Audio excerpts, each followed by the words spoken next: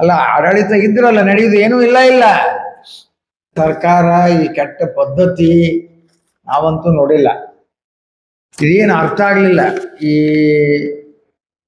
ಮುಖ್ಯಮಂತ್ರಿ ಬದಲಾವಣೆ ಆದ್ಮೇಲೆ ಸಂಪುಟಕ್ಕೆ ಯಾರನ್ನ ಸೇರಿಸ್ಕೋಬೇಕು ಅಂತನೂ ಅದು ಮುಖ್ಯಮಂತ್ರಿಗಳ ಪರಮಾಧಿಕಾರ ಇಲ್ಲಿಯವರೆಗೆ ನಾವು ನೋಡಿದ್ದು.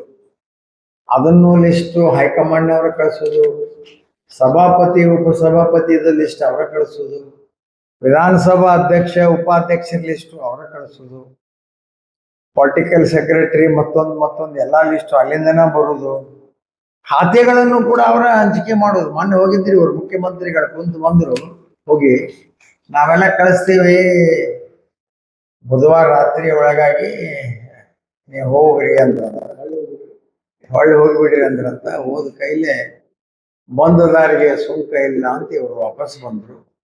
ನಿನ್ನೆ ಇದು ಏನ್ ಖಾತೆ ಹಂಚಿಕೆ, ಅವರ ಹೈಕಮಾಂಡ್ನವ್ರು ಹೆಂಗೆ ಇದನ್ನು ಕೊಟ್ಟರು, ಏನ್ ಇವರು ಕೊಟ್ಟಿದ್ದಕ್ಕ ಅವರು ಸಹಿ ಮಾಡಿ ಕಳಿಸಿದ್ರು, ಒಂದು ಅರ್ಥ ಆಗ್ಲಾರ್ದಂಥದ್ದು. ಇದೇನು ಸರಿಯಾದ ರೀತಿಯಿಂದ ಆಡಳಿತ ನಡೀತಕ್ಕಂಥ ಸ್ಥಿತಿಯನ್ನ ನಾವೇನು ಕಾಣ್ತಾ ಇಲ್ಲ.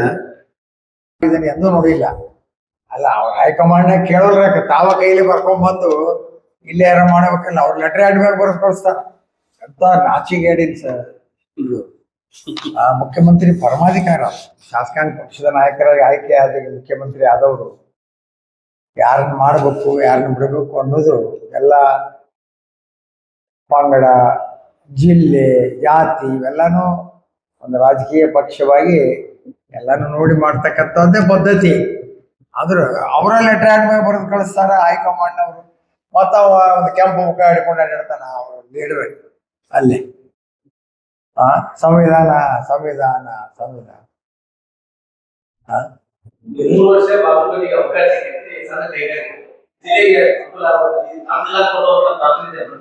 ಸಣ್ಣ ಕೈಗಾರಿಕೆಯಿಂದ ನಾವು ಅಭಿವೃದ್ಧಿ ಆಗ್ಬೋದಲ್ಲ. ಸಣ್ಣ ಕೈಗಾರಿಕೆ ಹೆಚ್ಚಾದವು ಅಂದ್ರೆ ಅಲ್ಲ, ನಿರುದ್ಯೋಗ ಕಡಿಮೆ ಆಗ್ಬೋದು ಅಂತ ಕೊಟ್ಟಿರ್ಬೋದು.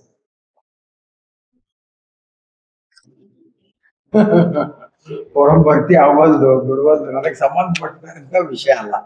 ಯಾವುದು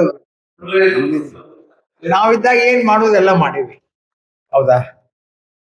ನಾವಿದ್ದಾಗ ಏನ್ ಮಾಡೀವಿ, ಪ್ರತಿ ತಿಂಗಳ ಮೀಟಿಂಗ್ನಾಗ ನಿಮ್ಮನ್ನೆಲ್ಲ ಕರೆಸಿ ಕುಂದಿರಿಸಿ ಹಕ್ಕುಪತ್ರ ಕೊಡ್ತಕ್ಕಂಥದ್ದು, ಅಭಿವೃದ್ಧಿ ಕೆಲಸ ಏನಾಯ್ತು ಏನಿಲ್ಲ ಫೋರಂ ಆಗೋಲ್ಲ, ಅದು ಉತ್ತರ ಅವ್ರು ಕೊಡ್ಬೇಕು. ಅಲ್ಲ, ಆಡಳಿತ ಇದ್ರಲ್ಲ ನಡೆಯುವುದು ಏನೂ ಇಲ್ಲ. ಏನು ವ್ಯವಸ್ಥೆನೇ ಇಲ್ಲ, ಏನ್ ನಡಿಬೇಕು?